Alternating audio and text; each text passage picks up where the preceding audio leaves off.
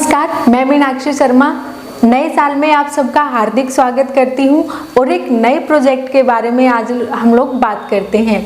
ये प्रोजेक्ट जो है एनएसडीसी का प्रोजेक्ट है और एनएसडीसी ने जो प्रोजेक्ट निकाला है वो रिक्रूटमेंट एजेंसीज के लिए निकाला है, जिसके अंदर वो एम्पैनल हो सकते हैं और बना सकते हैं स्किल इंडिया इंटरनेशनल सेंटर। आइए इस टेंडर के बारे में पूरी डिटेल में बातचीत करते हैं कि इस टेंडर को कौन कौन सी जो फॉर्म्स हैं वो लगा सकती हैं और कैसे इस टेंडर को अप्लाई करना है। पहले इसके कुछ बेसिक पॉइंट्स पर बात करते हैं, जैसे कि इस टेंडर को कब तक हम लोग अप्लाई कर सकते हैं और कैसे इसको सबमिट करना है। पहला पॉइंट है कि इस टेंडर की जो लास्ट डेट है वो 10 जनवरी 2024 है।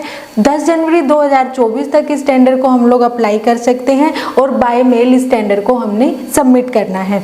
उसके बाद हम लोग इस टेंडर के पैरामीटर के बारे में बात करते हैं कि जो भी एजेंसी इस टेंडर को अप्लाई कर रही है उसके पास क्या क्या डॉक्यूमेंट्स होने चाहिए और क्या क्या पैरामीटर उसने फॉलो करना है, उसके बारे में हम लोग डिस्कस करते हैं। एनेक्चर 1 के अंदर आप लोग देख पा रहे होंगे ये पैरामीटर्स जो भी एजेंसी इस प्रोजेक्ट को लगाना चाह रही है उसने फॉलो करना है। 1 बाय 1 हम इन पैरामीटर्स के बारे में डिस्कस करते हैं।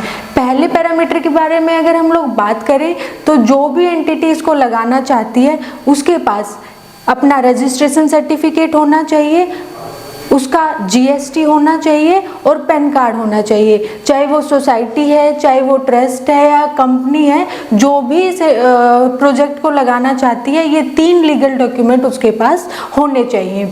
अगर हम लोग सेकंड पैरामीटर के बारे में बात करें तो जो भी एंटिटी इसको लगा रही है उसके पास उसका जो लास्ट 3 ईयर का फाइनेंशियल है उसमें एवरेज जो टर्नओवर है वो कम से कम 1 करोड़ होना चाहिए। उसके बाद दोस्तों हम लोग तीसरे पैरामीटर पे बात करते हैं। उसके अंदर जो भी एंटिटीज को लगा रही है उसके पास मिनिस्ट्री ऑफ एक्सटर्नल अफेयर का लाइसेंस होना चाहिए। फोर्थ पैरामीटर की हम लोग बात करते हैं, जो भी एजेंसी इसको लगाना चाह रही है उसके पास कम से कम फाइनेंशियल 3 इयर्स के अंदर जो एक्सपीरियंस है उसके पास होनी चाहिए। 10,000 की डिमांड उनके पास हो और कम से कम 3 साल का ओवरसीज प्लेसमेंट के अंदर एक्सपीरियंस हो। उसके बाद हम लोग बात करते हैं कि इस टेंडर को लगाने के लिए कुछ डोमेन्स की ट्रेनिंग हम लोग हमारे सेंटर्स पे दे रहे हैं। पहले से वो कोई भी सेक्टर हो सकता है जिसके अंदर हम लोग स्किल कर रहे हैं। कंस्ट्रक्शन सेक्टर हो सकता है, मीडिया सेक्टर हो सकता है, हेल्थ केयर का सेक्टर हो सकता है और जो हमारे सेंटर का जो एरिया है वो कम से कम 5,000 स्क्वायर फीट होना चाहिए। लास्ट पैरामीटर के बारे में अगर हम लोग बात करें तो जो भी एजेंसी इसको लगा रही है वो किसी भी गवर्नमेंट डिपार्टमेंट से ब्लैक लिस्टेड नहीं होनी चाहिए। उसके बाद इसकी कुछ लोकेशंस दी हुई हैं जिस लोकेशंस पर हम इस सेंटर को या इस प्रोजेक्ट को प्रपोज कर सकते हैं। प्रपोज लोकेशन दी हुई है और एक स्टेट में एक लोकेशन पर हम लोग कितने सेंटर ले सकते हैं वो भी इस टेबल के अंदर दिखाया हुआ है।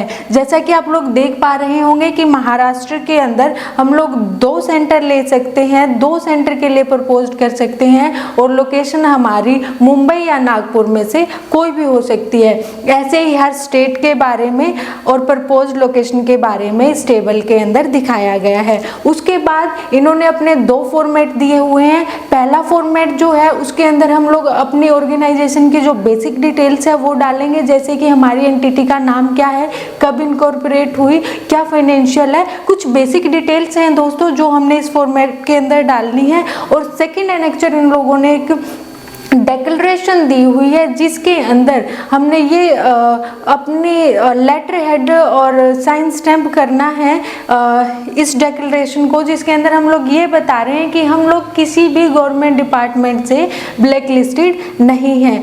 दोस्तों ये टेंडर रिक्रूटमेंट एजेंसीज जो हैं या जो रिक्रूटमेंट एजेंट है वो इसको अप्लाई कर सकते हैं और जो इसको अप्लाई करना चाहते हैं वो इसको जल्दी से जल्दी अप्लाई करें, क्योंकि इस टेंडर की जो लास्ट डेट है वो 10 जनवरी है। और ऐसे ही हमारे चैनल के साथ बने रहें। स्किल इको मार्ट में हमेशा आपका हार्दिक स्वागत है। हमारे चैनल को शेयर करें, सब्सक्राइब करें और ऐसे ही बने रहें हमारे साथ और अधिक मोर वीडियोस के लिए। धन्यवाद।